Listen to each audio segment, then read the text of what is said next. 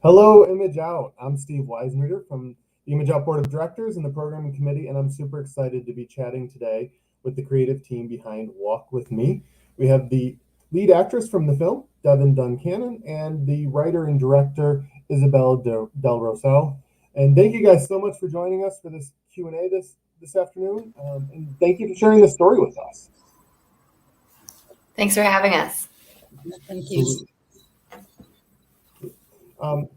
Isabel, you wrote the film, you directed it, you edited it. Such a big project, right? How did this story come to be? Where did the story come from? As I guess the question we're asking. Yeah, I guess I've been asked that a lot lately, and it's funny because I didn't have like really any specific I'm gonna write this, I'm gonna write that kind of experience, but I did want to write a love story. I was like in a more challenging time in my life, I guess, and I was reaching for something beautiful, and out came this film, this script. Yeah. Well, certainly, if you were reaching for something beautiful, you found it, because it was a really beautiful film and a really beautiful story. Thank you.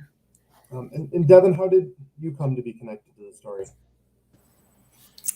I worked with Isabel previously on a sketch comedy show, so like a very different experience than this, but I had auditioned for, she had a sketch comedy show called Smile for the Camera. So we had worked together for a little while there, and then we became friends, and she shared with me a script that she was working on, because I like to help people develop scripts as another part of what I like to do creatively. And she gave me the sort of first draft, I think, of Walk With Me. And I remember reading it on a plane back to Rochester. I was coming home for Thanksgiving or something, and landed and texted her right away. I was like, this is beautiful, and here are my thoughts, here are my notes or whatever. And we talked about it. And then she said that if it ever got funded, she asked if I wanted to play Amber. And I was like, sure. And then like 2 years later or something, she was like, guess what? And then she kept her word, which is pretty amazing. So, yeah. And perhaps we've buried the lead here, but I should mention for our fans here in Rochester, Devin, you're from Rochester. Yeah. And you're back here now? I'm here, certainly spending more time here, sort of maybe the best way to put it. I'm not necessarily permanently here, but I am here now. Yeah, and it's lovely. It feels really good to be back. Sure. We're super thrilled to have you, obviously, back here in Rochester, but we were able to have you in person for the screening last weekend. I wonder if you could talk a little bit about what that experience was like to have your movie on the big screen with friends and family, and then a bunch of us strangers in the audience watching it. I think they called me up to introduce the film, which was, I had no idea I was going to have to do that. And I remember mentioning just that, I was so suddenly overwhelmed with this feeling of gratitude, because when I was a little girl, I used to go to the Little all the time to see films. And I remember thinking it would be so cool if I someday grew up and got to be in a film that was at the Little. And then there I was introducing it. It was really exciting. And it was a really supportive room, and it just was awesome. It was a little brutal to have my parents and brother and stuff. And I was in the back going oh my God. But otherwise it was awesome. Yeah. It's great. And obviously the crowd absolutely loved it. And whether they were family or just the ImageOut crowd, everybody just absolutely loved the film. So you guys did a fantastic job bringing this movie to life. I'm wondering, one of the things that I think stood out to a lot of us watching the movie, and I know, Devin, you spoke about this a little bit last weekend when you were with us in person, but was the music in this story. It was so good, first off. But secondly, really on point. It hit every moment just right. And I'm wondering if you guys could talk a little bit more about how that came to be, and how, the music and the film kind of came together? Yeah, it's actually a much longer journey than just the film. When I was writing the screenplay, I came across the music of Dalla, which is Amanda Walther, who wrote all the music for the film, and Sheila Carabine. And I loved the music, and I actually listened to maybe like 8 of their songs on repeat for the entire writing of like every draft of this screenplay. It assisted me, I guess, in a way to get emotionally where I wanted to be. It was very moving music, and just it was kind of this invisible little sidekick during the writing of the film. And so when I finished the first draft, I actually reached out to Amanda on Facebook and asked her if she'd be interested in reading and creating the music, and sure enough, that came together. So even before the making of the film, she and I met in person in Toronto and sat and talked about it, and talked about how she'd be writing some of the songs in the voice of the character of Logan.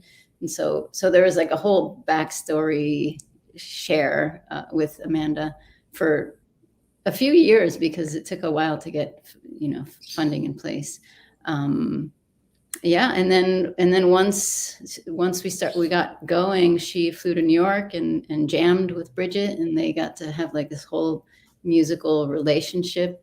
And then she wrote the songs as we were going, since we filmed over the course of a year.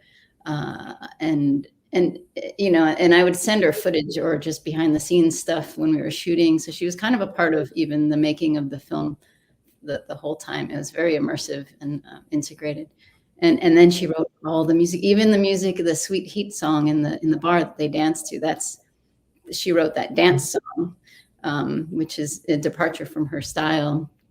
And it's awesome. And a lot of people actually comment, they're like, wait, what is that song? I mean, I think I know it. Like there's this like, that's a great song. It's certainly it's been out there in the ethos for 40 years or something. But anyway, so it was a super immersive and integrated experience, down to the music for the film. Like she and Adrian Walther, who produced it, and myself, like sat in a room, or I was remote for part of it. But the music was composed for the film. Like that's why it's so perfectly succinct, Yeah. I mean, it hits every note perfectly, both obviously the musical notes, but in terms of the story as well. It's really great. Yeah. I'd love to also talk about the character of Amber. Amber. Such a remarkable character, and I'd love to hear more from you guys about, you watch this character, and she ends a marriage, she moves into a new relationship. There's so much going on in her life, and in the way she just handles it all, it felt so real. You felt for her when she was in that place. You were happy for her when she was in a happy place. I'd love to hear more about where that character came from, and Devin, what it was like to bring that character to life. Okay, I guess I'll start. I guess, Amber's internal world was built up on my internal world. So in that way, it was very personal. Amber and I are very different people.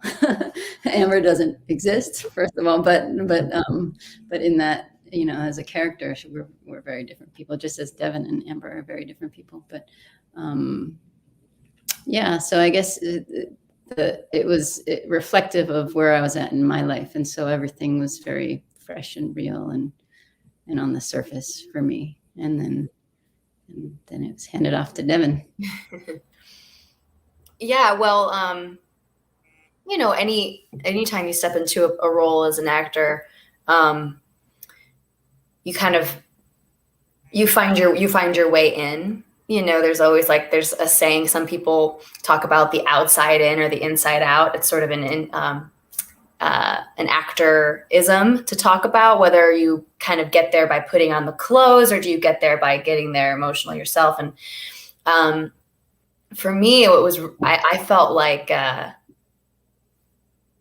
because Amber was so different than who I am as a human being, I remember when we dyed my hair the first time, because I'm not naturally a dark-haired woman, and well, sort of dark-haired, but not that dark-haired. And we dyed my hair, and I sent a picture to Isabel, and I was like, she's arrived, And we shot it over the course of a year, so I had to keep that. And she had like these specific nails, and she had a very specific wardrobe, and so I just kind of kept living with her over the course of a year. And I think we shot it chronologically. So in this kind of beautiful meta way, as Amber got more and more comfortable with herself, I got more and more comfortable with Amber, because I got to like live in her longer and longer and longer. And so there's like a stiffness in her in the beginning that is supposed to be there. And she gets more relaxed, and her wardrobe gets more colorful. It was a real choice that Isabel made.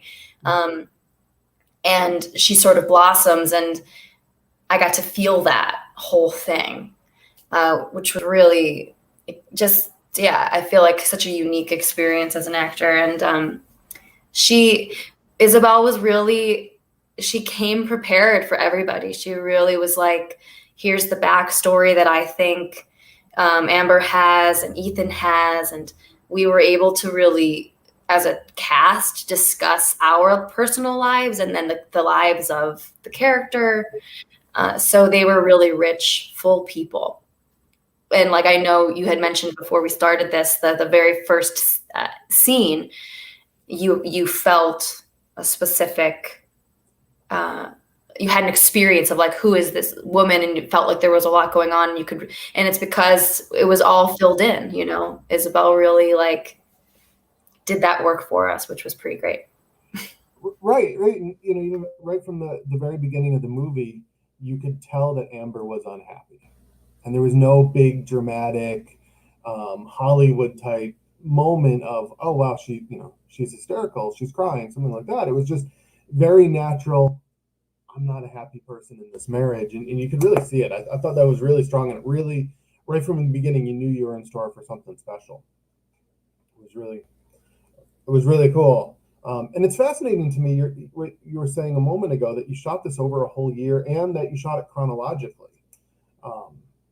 And obviously we noticed the seasons changing in the film, but maybe didn't realize how much time you guys put into shooting it, and how much, like you said, you lived with the characters.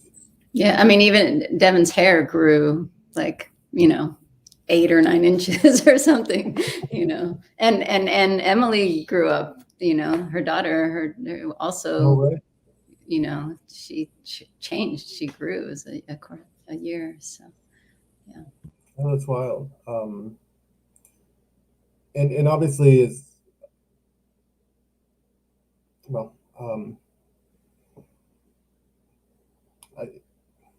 Sorry, I got a little lost my place in my notes. But yeah, just really cool to watch that journey over the course of a year. And the other thing you said in your answer just now, Devin, too, was how the characters are so well fleshed out. I don't think there was a single stock character in this. The parents were very much like real people. Ethan was a real person. You couldn't hate Ethan, at least as the audience, right? So really, certainly a credit to the actors, but certainly Isabel, the way you wrote that story, it really came through on screen how well fleshed out these characters were. Yeah, and I mean, I did a lot of the work, but it was also a very collaborative effort, and so Devin for sure had a huge hand in guiding the film, and in certain scenes, like on set, we would have these conversations where, like in Fire Island, there was a moment where Devin was like, this scene, it was written differently. The end of it was a conflict, and she's like, let's give them this moment, and it was like a few hours before filming that scene, and so Devin, Bridget, and I sat, but they just organically worked out how the lines would go. Like that's not a strength for me anyway, to write on the spot like that. I'm super internal when I'm writing. So like if it's like, oh, we need to change this, I'm like, so it worked really wonderfully that everyone was so smart and such wonderful storytellers and cared so much and had such great instincts. Yeah, it certainly came through. Certainly did. And so you took this really from concept to completion. How long did that process take? Well, the first draft was written in 2014, but then and I wrote a few drafts in that time, but then it just sat because I was like, well, there's no money, but and then we I don't know what we did for a few years, but I guess we did a little more sketch comedy in that time, creatively, and then finally some funding came in, and then like as soon as there was like funding, I cast. Well, Devin was already cast, but everybody was cast like January 2018, and we moved right along. Like in April, we started filming, but then it was broken up, and it was a budgetary thing. We shot the whole thing. We did the whole film for $80,000, like start to finish, like pre, post, all of it. And so that was one of the deciding factors in shooting it over the course of a year, because no one would have been able to commit for a month and pay rent by the end of that month, so, and then it was beautiful because we didn't have the budget to make snow or anything like that also. Yeah. And then it just organically, I loved it. I loved doing it that way. I would do it again if a story called for it. Right. It's hard to believe that you shot that for $80,000 because it looks so fantastic. Certainly you must have had a great location scout or something, because every shot, and a great cinematography work, every shot was so perfect. Yeah, and it was Yura Makarov is the cinematographer. It was his first feature. It was everybody's first feature, I think, on the project. And the locations were all in my neighborhood, and it was literally I would walk into local places and say, "Hi, I live, this far away, and I'm doing this thing," and people opened their doors and didn't charge, or if they charged, it was minimal. But that was one of the restraints, was that we would have to shoot right before open hours. So we'd get in and we'd have 3 to 4, maybe 5 hours to set up, light, block, shoot, break down, and be out and like clean up. And so that every location was like we were so restricted time-wise. We made a lot happen in a little bit of time. But the film looking the way it does is just a testament to the amount of incredible hard work and talent. Like the team was just phenomenal. Like Taylor Stanton, the lighting was like just beautiful. I also just wanted to mention, when you talk about like, so to an extent, this was like a passion project for everybody, being willing to work for like scale or what have you. But in Isabel, like with those locations, but she turned her apartment into a soundstage for like a whole year, because Amber's apartment and Logan's apartment were both her apartment, and she had like a wall built, and like it was just, and I just think that's amazing that you decided to just like take your whole world and go, it's all right, we're just gonna have a whole set in here. But that did allow us some freedom, at least if we were shooting at your apartment or something. But yeah, it was cool. Yes, you really did live with this film for the whole year, it sounds like. Yeah, I loved it. I loved every second of it. So it was a pleasure to do that. Yeah, it was amazing. And Devin, I'm sure, I know you have a lot of fans here in Rochester. We saw that in the theater the other day, and I think our ImageOut family is, people want to know what you're up to, what you're working on, kind of what's next for you. Yeah, so at the moment, I've been doing a lot of writing. I have a Patreon account, which I don't know if anyone knows what that is, but it's basically just like a home for artists to make a little bit of money off what they're doing. And so I have a Patreon blog that I've been writing some stuff in, and I've been traveling with my partner in a van that he converted, which has been really fun.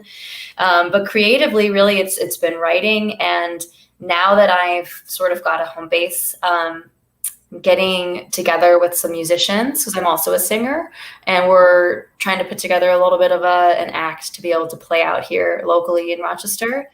And the next thing I really want to be doing is teaching. I would love to get into teaching here in Rochester specifically, and maybe start a theater company or something, because I'm a musical theater person, and would love to get back into directing and theater. But I have no like current projects other than writing. You know, the pandemic it's a strange time for people, and I've said before in these Q&As that for me in particular, and I think a lot of artists went through this, but it was a real ego check. I just sort of was like, what am I doing? Does it matter? You know, and I just sort of had to reevaluate and kind of come to this conclusion that people outside of New York City deserve good art. And you can take it on the road, you know? So I'm sure a lot of people here would agree with that. Yes. And Isabel, is there another project in the works? Or are you still living in the world of Walk With Me? Yeah, no, I've been writing my next feature. So I just finished my 11th draft a few days ago, and it's still not ready. So I'm like, anyway, I'm close, but I'm really excited about this next story. And yes, and I'm still living with Walk With Me, and like, you know, working out distribution now and different exciting details, and just really that film will always be, this film, Walk With Me, will always be just special and this like beautiful time in all of our lives. And then we have this wonderful, beautiful film that I'm so proud of. I'm so proud of the whole team. So yeah, it's just all this goodness to simmer in, you know. Mm-hmm. And clearly, you know, it came together, and you really created something special here. So, you know, it's great that you're able to kind of still live in that a little bit, and still obviously there's still work to be done. We were talking a little bit before we came on the air, but some of the barriers that, you know, to make a movie like this, right, a passion project, some of the barriers that people have to push through. And you talked about how, you know, you shot it over time to overcome the financial barriers. Were there other obstacles that kind of popped up that you had to machete through to make this happen?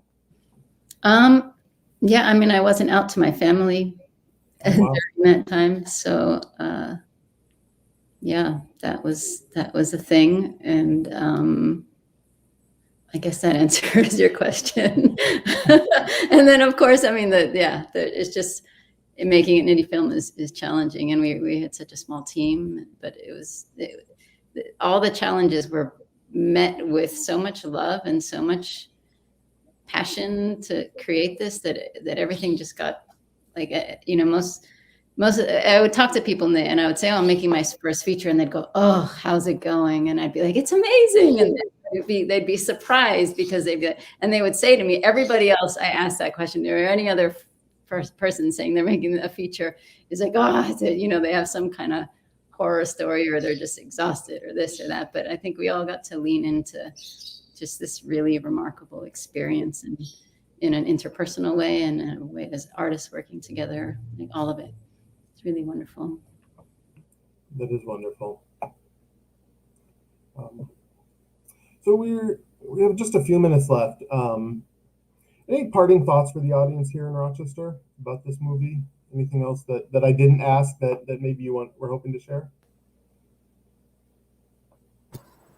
I guess I was just gonna say that because we were talking about it before we started recording, and it came up at the in-person Talkback the other day. It was just that how proud we all are to be a part of this film for so many reasons, but one of which I think just being a female-driven story, two female leads, and like a predominantly female cast and crew, and written and directed and edited by a woman, is really just because we were talking before this that there's a lot of barriers that come up against women in this industry, and female filmmakers have so much to fight against to get their stuff just even seen sometimes. And I I just feel like we just were so lucky to have that experience and have this like warmth.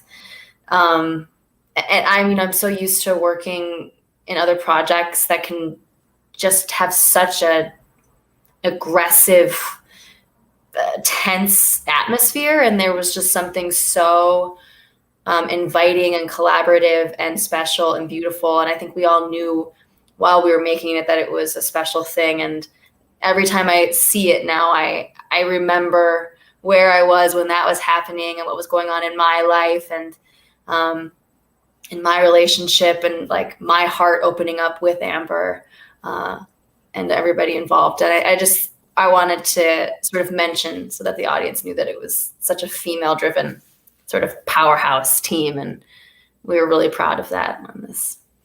Yeah. What's next for Walk With Me? I asked what you guys are working on next, but you still working on distribution deals? Are you getting into festivals, or kind of what's the journey now for the movie? Yeah, we've gotten 2 distribution offers thus far, and there might be something else brewing.